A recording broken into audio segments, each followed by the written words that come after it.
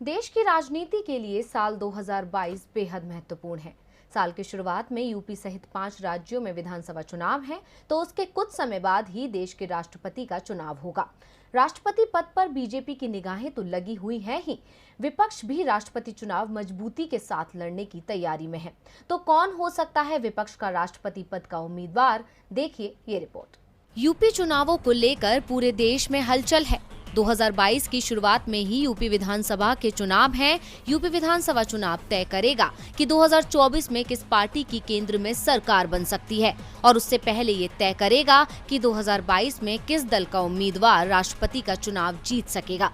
राष्ट्रपति चुनावों में 1 साल है, लेकिन उसकी विसात अभी से बिछना शुरू हो गई है।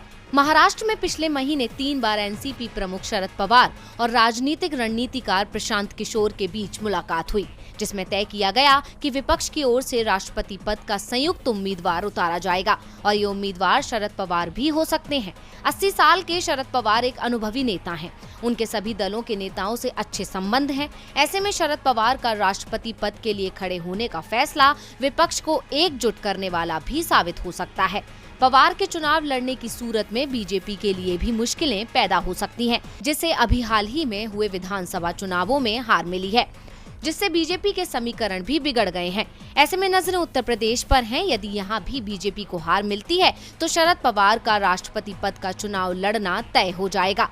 पवार भी राष्ट्रपति उम्मीदवार बनकर कई निशाने साधना चाहते हैं। पहला, यदि वो चुनाव जीते तो देश के सर्वोच्च पद पर पहुंचने की उनकी मंशा पूरी हो जाएगी।